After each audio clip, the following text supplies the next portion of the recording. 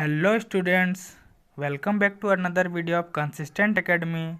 तो आज हम लोग सीएफ पढ़ने जा रहे हैं, जिसे हम लोग कॉम्प्लीमेंट्री फंक्शन भी कहते हैं। इस वीडियो में हम लोग कवर करने जा रहे हैं कि हायर ऑर्डर डिफरेंशियल इक्वेशन का कॉम्प्लीमेंट्री फंक्शन सीएफ कैसे फाइंड करें।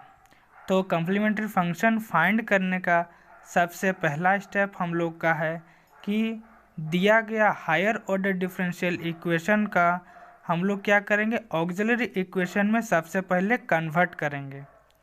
जैसे लेट हम लोग कर लेंगे डी वाई डी एक्स को D two Y by D x square को डी स्क्वायर लेट कर लेंगे। जैसे हम लोग का इस प्रकार का इक्वेशन ऑक्सिलरी इक्वेशन बन जाएगा। कैसे? D square plus D plus one equal to zero, इस प्रकार का ऑक्सिलरी इक्वेशन बन जाएगा। देन उसके बाद हम लोग का ये ऑक्सिलरी इक्वेशन स्टेप एंड होता है। उसके बाद हम लोग स्टेप 2 में जाएंगे। स्टेप 2 में हम लोग क्या देखेंगे कि इसमें हम लोग देखेंगे फाइंड रूट्स देखेंगे। फाइंड रूट्स जिसमें से पहला पार्ट हम लोग देखेंगे व्हेन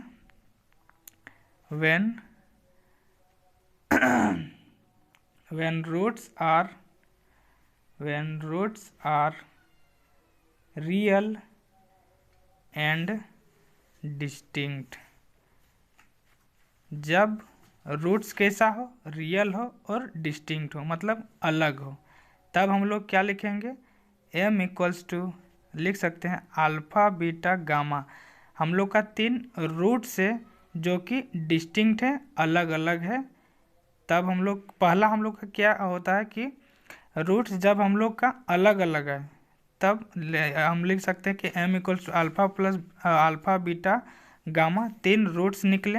अब इसे हम लोग अगर CF कॉम्प्लीमेंट्री फंक्शन में लिखेंगे तो किस प्रकार लिखेंगे, आइए देखते हैं। तो हम लोग लिखेंगे इस इक्वेशन में CF equal to C1 e का power alpha X plus C2 e का power beta x plus C3 e का पावर गामा एक्स।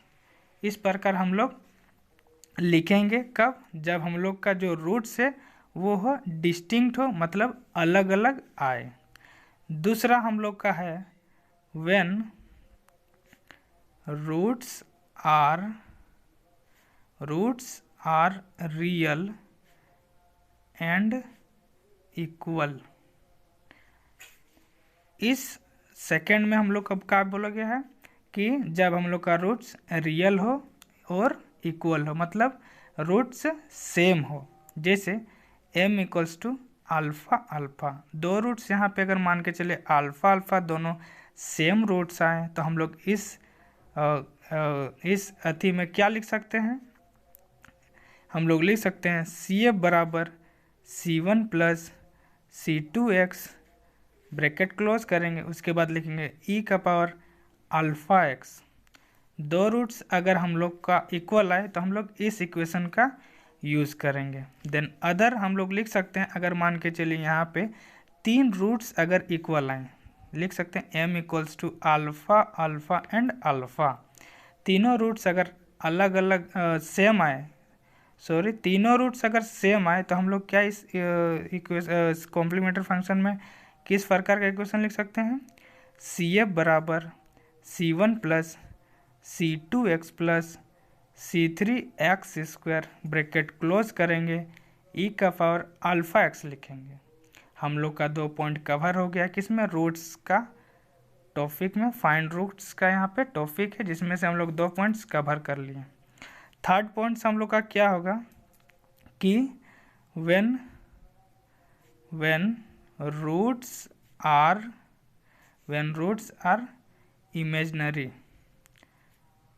इमेजनरी।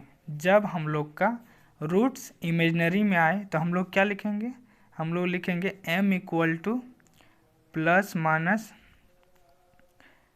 आई बीटा, लिखेंगे alpha plus minus i beta.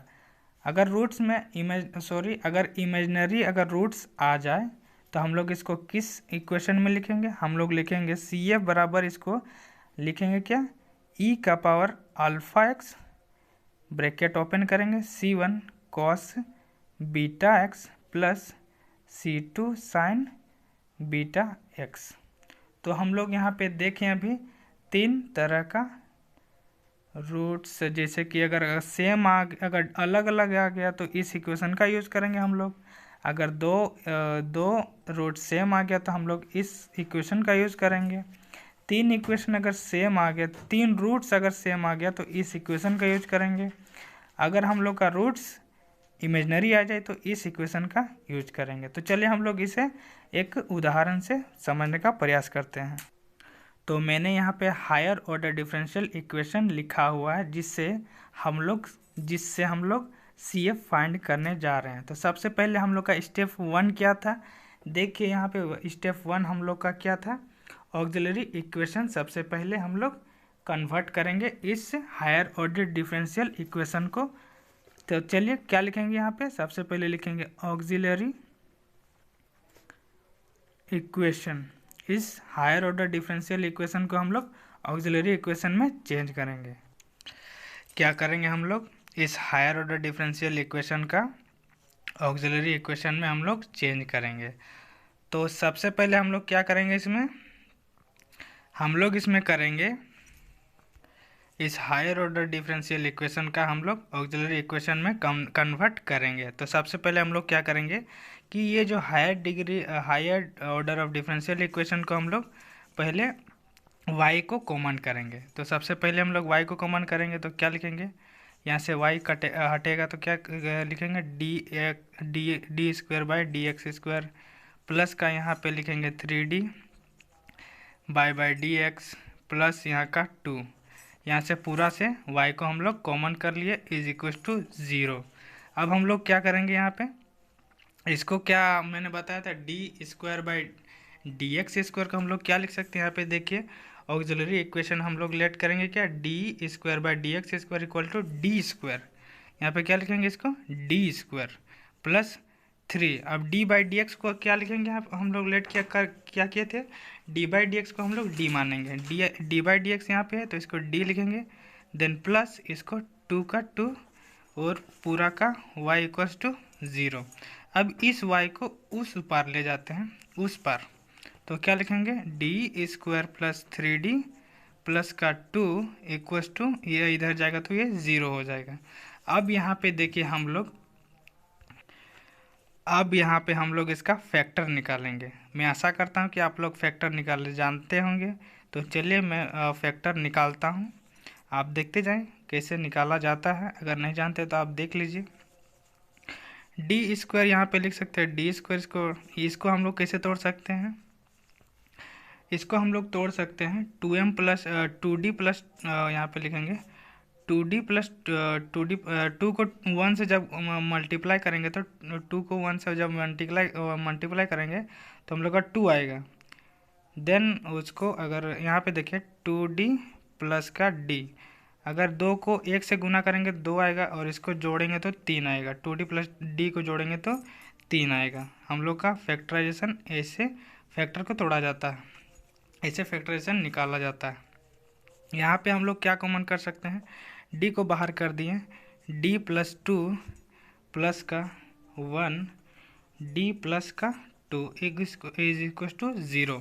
यहाँ पे हम लोग को क्या क्या निकलेगा, 2 निकलेगा वैल्यू, d प्लस 1 और एक d प्लस 2 निकलेगा, इज इक्वल टू 0। यहाँ से d का वैल्यू -1, यहाँ से d का वैल्यू -2, तो यहाँ पे -1 -2, ये हम लोग का d का वैल्यू आ गया, जिसे हम लोग ये हम लोग का रूट निकल गया। हम लोग लिख सकते हैं m इक्वल्स टू -1 -2। अब हम लोग यहाँ पे देखिए जो रूट्स निकला वो दोनों अलग अलग निकला, -1 -2। तो इसके लिए हम लोग का इक्वेशन कौन सा था, तो चलिए हम लोग देखते हैं। इसके लिए हम लोग का इक्वेशन ये था, when roots are real and distinct, जब अलग अलग हो तभी हम लोग इस इक्वेशन का यूज करेंगे। तो हम लोग का 2 रूट्स यहाँ पे आ गया है, तो क्या लिखेंगे, सी एफ बराबर हम लोग लिख सकते हैं C1 e का पावर, ये हम लोग का रूट से -1, तो माइनस का माइनस 1 तो कोई फर्क नहीं पड़ता है, तो माइनस एक्स प्लस यहाँ पे लिखेंगे C2 ई का पावर माइनस का 2x। ये हम लोग का CF इसका फाइंड हो गया। अगला क्वेश्चन है हमारे पास d square y by D x square plus 2dy by D x plus y equals two 0। अब हम लोग इसको कैसे करेंगे? जस्ट मैंने अभी बताया कि सबसे पहले इस हायर ऑर्डर डिफरेंशियल इक्वेशन को ऑक्सिलरी इक्वेशन में बदलना। तो चलिए हम लोग इसको पहले बदल लेते हैं ऑक्सिलरी इक्वेशन में। ऑक्सिलरी इक्वेशन, इसको क्या करेंगे? y को सबसे पहले कॉमन करेंगे। तो चलिए सबसे पहले हम लोग y को कॉमन करते हैं। इसको सबसे पहले y को कॉमन करेंगे, ऐसे 2d by D x plus यहाँ पे y कॉमन करेंगे तो यहाँ 1 बचेगा और बाहर में y इक्वस टू 0। अब क्या करेंगे? D square by D x square को क्या लिख सकते हैं? अभी मैंने बताया D square by D x square को डी स्क्वायर लिख सकते हैं, plus 2 D by D X को क्या लिख सकते हैं? डी बाई डी एक्स को हम लोग डी लिख सकते हैं, प्लस का 1 और बाहर का फिर y इक्वस टू 0। देन उसी प्रकार y को इस पार हम जब हम इसको ले जाते हैं तो हम लोग को इधर क्या बचता है? D square plus 2d plus 1 बराबर 0 हम लोग का ये बचता है। अब हम लोग इसको फैक्टर इसका निकालेंगे तो क्या होगा हम लोग का? हम लोग फैक्टर इसका निकालेंगे तो होगा D square plus D plus का डी प्लस का 1 इक्वस टू 0। अब हम लोग इसमें से d को कॉमन करेंगे तो d प्लस का 1 प्लस d प्लस का 1 इक्वस टू 0। यहाँ से क्या आ जाएगा? d प्लस 1 फिर यहाँ से एक d प्लस 1, तो d का वैल्यू क्या आ जाएगा हम लोग का? -1 मतलब m इक्वल्स टू -1 जो हम लोग का रूट निकला वो कैसा निकला? सेम निकला। क्या निकला? -1 दोनों रूट्स जो है वो सेम निकला। तो हम लोग जब दोनों रूट्स सेम निकला तो हम लोग इसको किस इक्वेशन में लिखेंगे? तो चलिए हम लोग दिखाते हैं आप लोग कैसे लिखेंगे।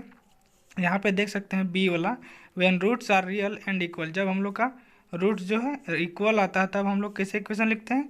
CF बराबर C1 प्लस C2 का ब्रैकेट बंद, उसके बाद e का पावर अल्फा x लिखते थे। तो इसी प्रकार यहाँ पे क्या लिखेंगे? CF बराबर लिखेंगे C1 plus C2x bracket close e का पावर, यहाँ पे क्या -1 है तो यहाँ पे -x हो जाएगा। ये हम लोग का CF फाइंड